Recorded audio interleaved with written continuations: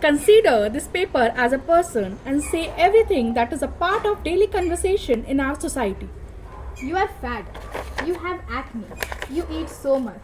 You have dark skin. Why did you get less marks in your exam? You eat so much. Now say sorry. Sorry? Do you think the paper looks same? No? It's easy to trigger someone's insecurity.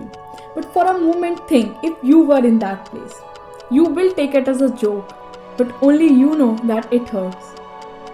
It hurts when you are judged on the basis of your flaws. From this video, I only want to say that if you can't appreciate good things in someone, then you don't have right to trigger their insecurities. If you don't have anything to talk to that person, just go say hi and move on, rather than remembering them their insecurity and making their day bad.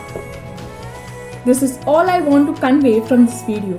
Thank you very much, and if you like the content, please subscribe to my YouTube channel and share with your friends. Thank you.